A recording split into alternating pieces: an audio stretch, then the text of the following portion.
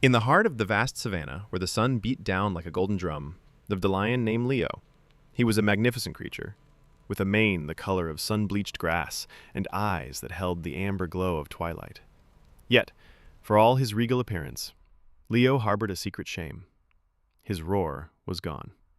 It hadn't vanished overnight. It had faded slowly, like the ebbing of a great river, until all that remained was a breathy, pathetic cough.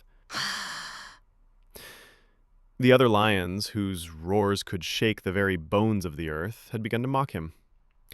"He is a king without a crown," sneered Brutus, a burly lion with a jet-black mane and a heart to match.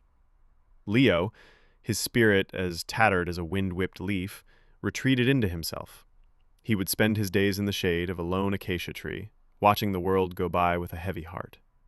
He longed for the days when his voice had echoed across the plains, a symbol of his strength and his birthright. One scorching afternoon, as a crippling drought held the savanna in its dusty grip, a sense of despair settled over the pride. The watering holes were drying up, and the herds, their lifeblood, had migrated greener, unknown lands. The pride's survival depended on finding a new source of water, a journey fraught with peril. The elders decided that a scout must be sent ahead, someone swift and silent, to find a new path to life. All eyes turned to the strong and boastful lions, each puffing out his chest. But then a wise old lioness named Xena spoke, her voice raspy with age. "Strength is not always in the roar," she said, her gaze falling upon Leo. "Sometimes it is in the quiet courage to face one's fears." To the astonishment of the pride, Leo accepted. He was terrified, not of the journey, but of his own inadequacy. Yet, a flicker of defiance had ignited within him, a desire to prove that his worth was not tied to the volume of his voice.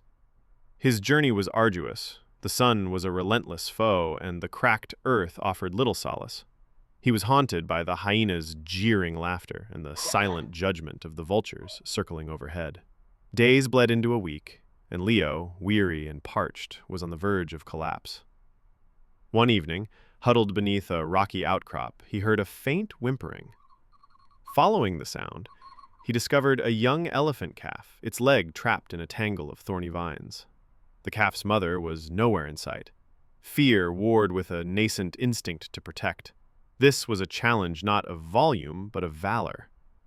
Forgetting his own thirst and exhaustion, Leo set to work. With painstaking effort, he used his powerful jaws and claws, not to crush, but to gently tear away the thick, ensnaring creepers. The thorns dug into his muzzle, and his paws grew raw, but he did not relent. Finally, after hours of grueling work, the calf was free. At that moment, as the grateful calf nuzzled against him, a strange and wonderful thing happened. A deep rumble started in Leo's chest, a vibration he had not felt in years. It grew and swelled, not with the arrogance of his past roars, but with a newfound power born of compassion and self-sacrifice. He opened his mouth, and a roar, richer and more resonant than any he had ever produced, thundered across the plains. It was a roar that did not speak of dominance, but of protection. It was a roar that did not demand respect, but commanded it through its sheer, unadulterated courage. The roar reached the ears of the lost mother elephant, who came charging through the bush, her trumpeting calls a mixture of relief and gratitude. She guided Leo as a sign of her thanks to a hidden spring, a secret oasis of life nestled in a rocky canyon. When Leo returned to his pride, he was no longer the silent, shame-filled lion who had left. He walked with a quiet confidence, his head held high. He led them to the hidden spring, saving them from the drought.